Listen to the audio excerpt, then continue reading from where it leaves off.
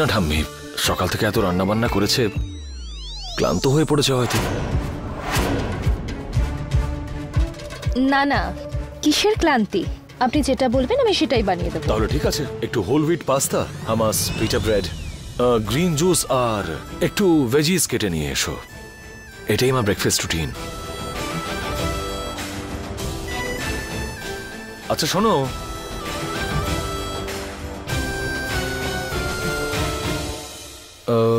বেশি তেল দিও না, আমি তেল খাই না, আর ঝালটা একটু কম দেবে। হ্যাঁ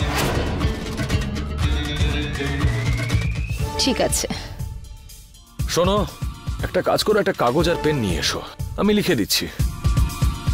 কাগজ আর পেন ওখানে আছে সামনে, নিয়ে এসো।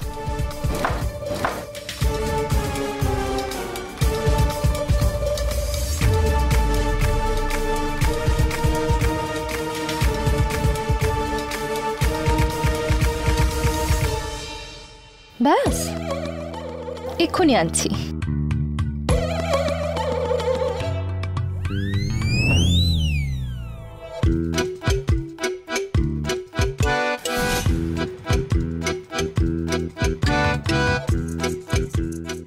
তাড়াতাড়ি করো, বেশি সময় নেই আমার হাতে। আর হ্যাঁ, যদি রান্না ভালো করো তাহলে একটা ভালো টিপ দেব তোমাকে। বরং আমি তো বলছি যে তুমি এই বাড়িতে রান্না করার কাজটা শুরু করে দাও, তোমাকে আমি স্যালারি দেব, তোমার বাড়ির লোকের সাহায্যও হয়ে যাবে, এমনিতেই খুব খারাপ অবস্থা ওদের। আমি একটু দেখে আসি, বৌমার কোনো অসুবিধে হচ্ছে না তো? আচ্ছা দিদা, আমি আপনার সাথে যাচ্ছি। ঠিক আছে।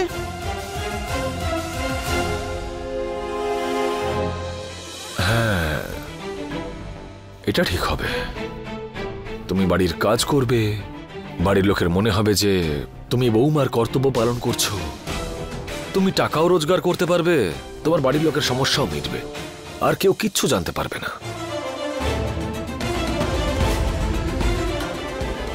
আমি কাউকে কিচ্ছু বলবো না, আই প্রমিস। চলো, স্যালারিটা এবার ডিসাইড করা যাক, ঠিক আছে? 40,000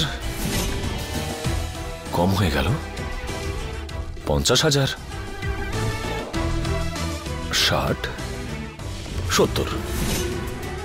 আচ্ছা ঠিক আছে, তোমার যত স্যালারি চাই তুমি নিয়ে নাও, শুধু কাজে যেন কোনো ফাঁকি না হয়, রান্নাটা যেন সুস্বাদু হয়। পারবে তো? বৌমা, কাজ হবে তো নাকি কোনো সাহায্য করব? না ঠাকুমা, ব্যাস 15 মিনিট আর দিন, আমি আসছি।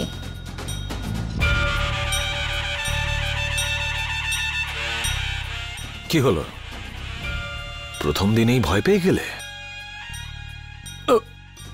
কুল।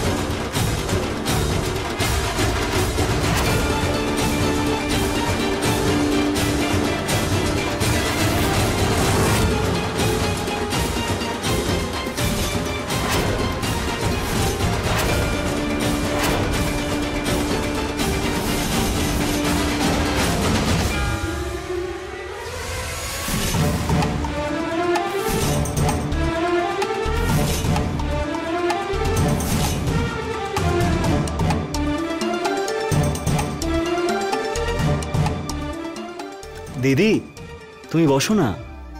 না না, দাঁড়িয়ে কেন আছো? তোমারই জায়গা এটা, বসো শুভ সোনা।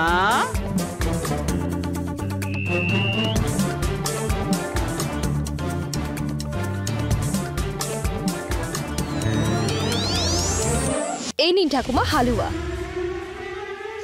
এ তোমার হাতে কি হলো?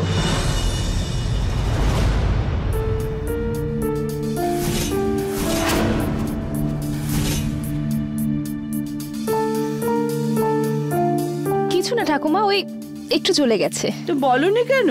এটা বলার মতো কি ব্যাপার? রান্নাঘরে তো এরকম ছোট মোটো ব্যাপার হতেই পারে। শুনেছ, রান্নাঘরে এরকম ঘটনা হামেশাই ঘটে।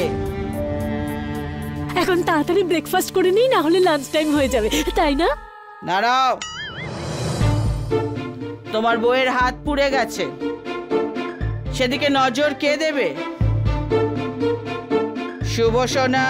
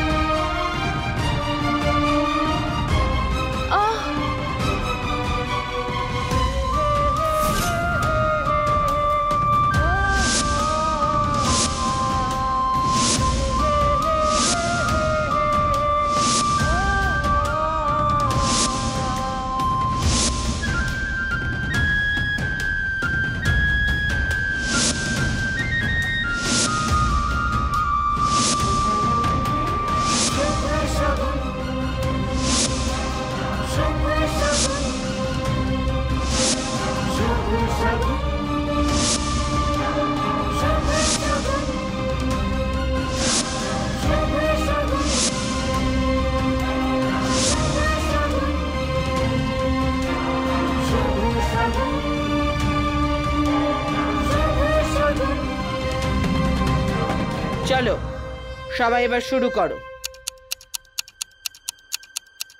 এক সেকেন্ড। আবার কি হলো? তোমার পাও পুড়ে গেল নাকি? না, 1 মিনিট আসছি।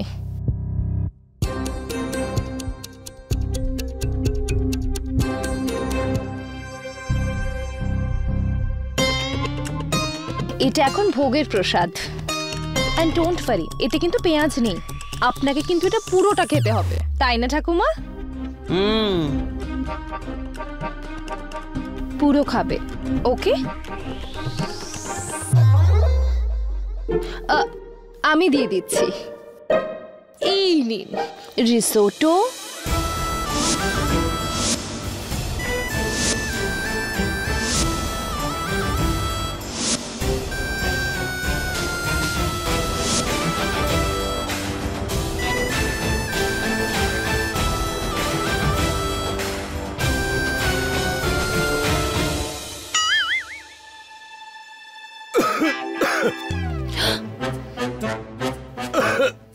আপনি ঠিক আছেন তো?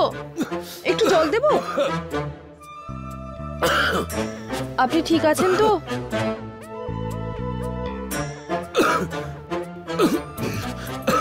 কেমন লাগলো? বলো সোনা, জিজ্ঞেস করছে তোমার কেমন লেগেছে।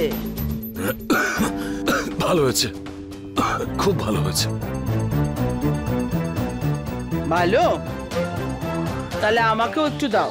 না ঠাম্মি, আসলে সায়নী আমার জন্য তো বানিয়েছে, তাই পুরোটা আমিই খাবো।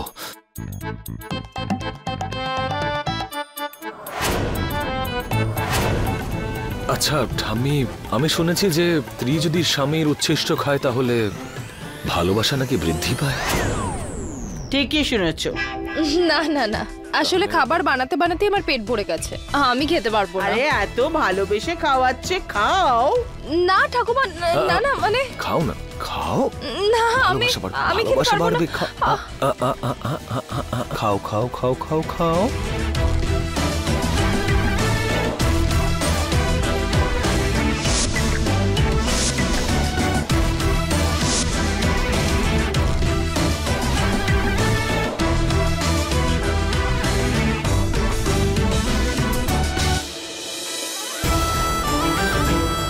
বলেছিলাম না, তুমি যা দেবে 4 গুণ করে ফিরিয়ে দেব। মজা পেয়েছো? না না না না না, টেস্টটা চলে যাবে, এত সুস্বাদু খাবার। খাবার তো খুবই ভালো ছিল, এবার আশীর্বাদ দিতে হবে। শুভ সোনা আর ছোট জামাই, আশীর্বাদ দাও। দিদা, আশীর্বাদ? হ্যাঁ ভাই, পুরস্কার তো দিতেই হবে।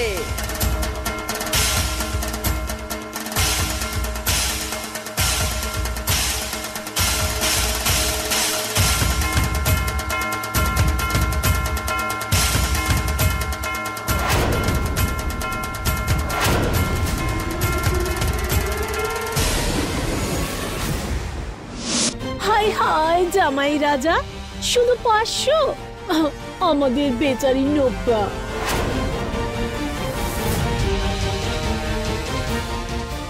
এটা দিয়ে দাও। না স্যার, আমি নাভিয়াকে সেটাই দেবো যেটা আমার কাছে আছে।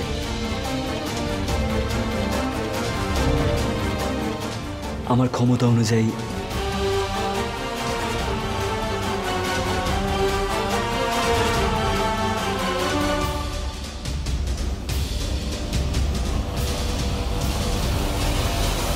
শুভ, এবার তোমার পালা। এই নাও, এটা অ্যাডভান্স ভেবে রেখে দাও। অ্যাডভান্স? কিসের অ্যাডভান্স? ঠাম্মি, সায়নী তো আমাকে বিয়ে করেছে, এবার আমার যা কিছু আছে সব তো সায়নীরই, তাই না? তাই সেই জন্য এই টাকা যখন প্রথমবার দিচ্ছি তাই অ্যাডভান্স নাও।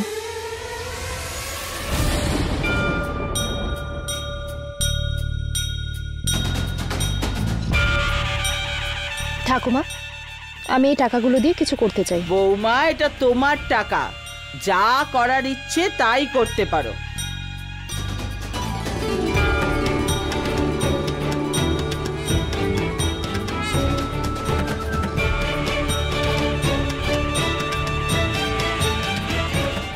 মোহন দাদা, এই টাকাটা নিন, আর পাশেই যে অনাথ আশ্রম আছে ওখানে দিয়ে দেবেন।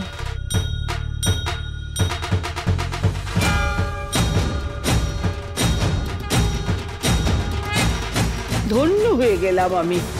কি চমৎকার সংস্কার পেয়েছে আমার বৌমা। সুখে থাকো আমার বৌমা, সুখে থাকো।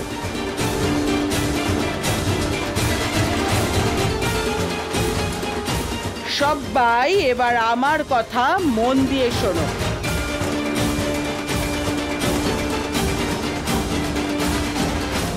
কণিকা,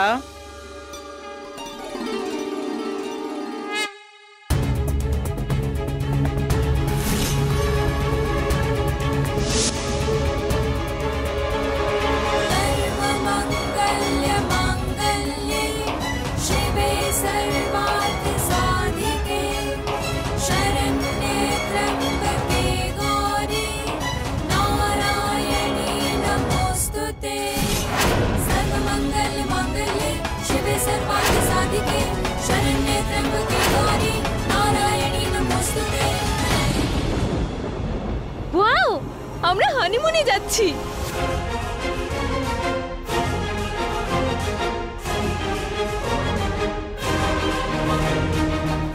এটা তোমাদের পিসিরই বুদ্ধি।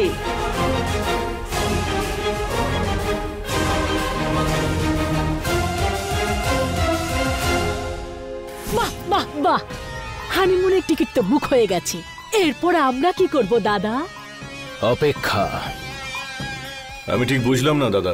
মানে ওদের হানিমুনে যাওয়ার পরে ওদের ফিরে আসার অপেক্ষা, যা কখনোই শেষ হবে না, কারণ এরা আর ফিরে আসবে না। বাহ দাদা,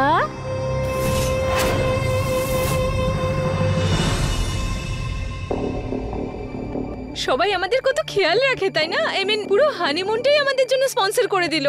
আমি ভীষণ এক্সাইটেড, আর আমি ভীষণ ভীষণ ভীষণ খুশি। এই আনন্দে একটা ডান্স হয়ে যাক।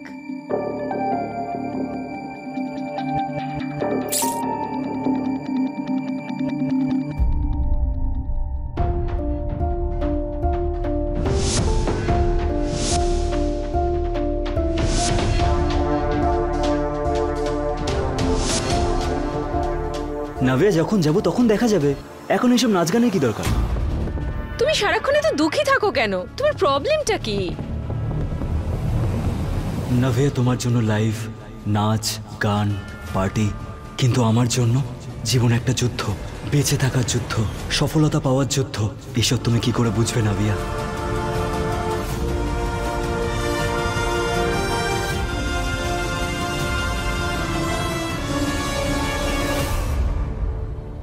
নাভি, এত তাড়াহুড়োর কি আছে হানিমুনে যাওয়ার জন্য? আমরা তো পরেও যেতে পারি, তাই না? যুগ, তোমার এতেও প্রবলেম এখন?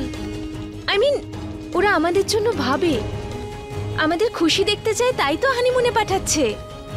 চলো না হানিমুনের প্ল্যান করি। যুগ নাভি, আমি এই সময় শুধু কাজে ফোকাস করতে চাই, আর কিচ্ছু না। যুগ কাজ শুধু শখের জন্য করো, প্রয়োজনের জন্য নয়। তুমি হলে নব্যা জয়সওয়ালের স্বামী আর শুভ জয়সওয়ালের বোনের হাজবেন্ড। আই মিন সেটা সুবিধাটা নাও, মুখ খুললেই জিনিসপত্র হাজির, কাজ করার কি দরকার?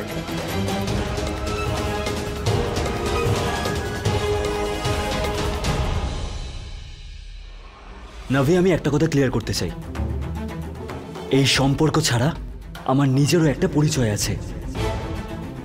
আমার দিদি পড়াশুনো শিখিয়ে আমাকে বড় এমনি করেনি যে আমি বিছানায় বসে ফ্রি এর খাবার খাবো, আর উনি আমাকে পরিশ্রম করা শিখিয়েছেন, আর আমি পরিশ্রম করতে ভালোবাসি।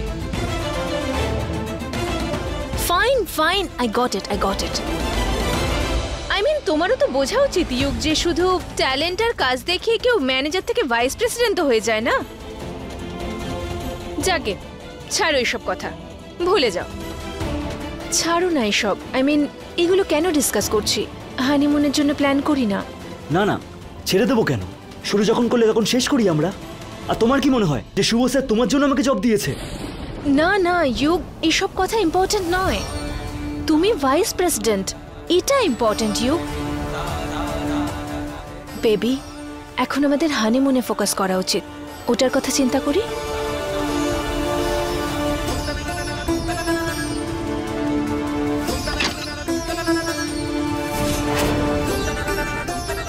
তুমি আমাকে এভাবে ইগনোর করে চলে যাবে?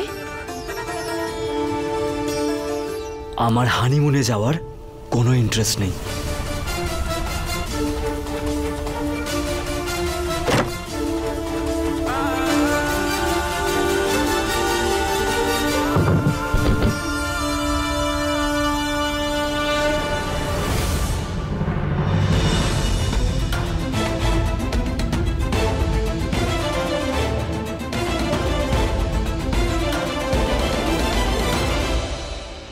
এই, ওটা আমার কাবার্ড।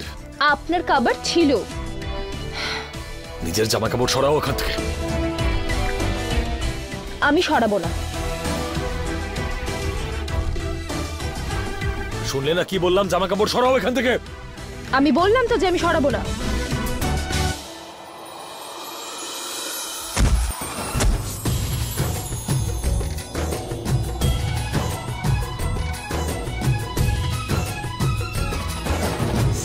के संग जैसे मोती का बंधन, एक दूजे को सब कुछ अर्पण। सीप के संग जैसे मोती का बंधन, एक दूजे को सब कुछ अर्पण। प्रेम की बांसुरी पे पिरोए प्रीत की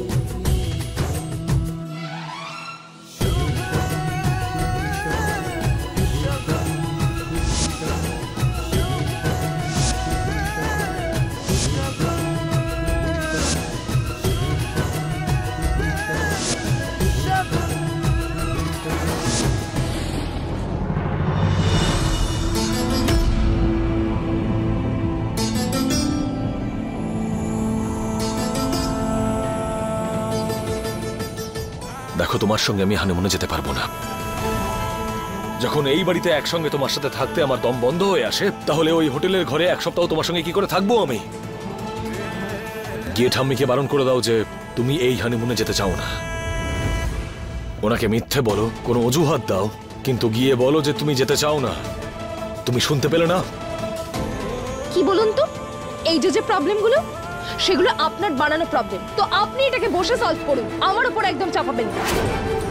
আর তাছাড়াও আপনার জন্য আমাকে ঠাকুমাকে, নিজের পরিবারকে আর ইউককে সবাইকে মিথ্যে বলতে হয়েছে। আপনার জেদের জন্য বিয়ের মতো একটা পবিত্র বন্ধনকে মিথ্যে বানিয়ে দিচ্ছে। কিন্তু আপনার এতে কোনো যায় এসে যায় না, কিন্তু আমার এসে যায়। তাই আজকের পর থেকে না আমি ঠাকুমাকে, নাকি কণিকা পিসিকে কোনো মিথ্যে কথা বলবো, না কোনো বাহানা বানাবো। তার মানে তুমি কি এই মিথ্যে সম্পর্ক, এই মিথ্যে বিয়েটাকে সত্যি ভেবে বসেছো? কি করে মেনে নেব সত্যিটা? এই বিয়েটা আমার মতের বিরুদ্ধে হয়েছে, আপনি এই বিয়েটা আমার উপর চাপিয়েছেন। কিন্তু এবার থেকে এই সম্পর্কটাকে টিকিয়ে রাখতে না আমি কাউকে মিথ্যে কথা বলবো আর না কাউকে কষ্ট দেব। তো এই হানিমুনের যে প্রবলেমটা না, এটা আপনার, আমাকে এর থেকে দূরে রাখুন। ও, এবার বুঝেছি। ইনফ্যাক্ট মনে মনে তুমি খুব খুশি হচ্ছ। এরকম সুখ স্বাচ্ছন্দ্যের জীবন, এরকম একটা 5 স্টার হোটেলে থাকার সুযোগ তুমি হাতছাড়া কি করে করতে পারো? তোমার তো এগুলো যোগ্যতার বাইরে, তাই না? হাতছাড়া কেন করবে? যাকগে, আমি ঠাম্মির সঙ্গে নিজেই কথা বলে নেব।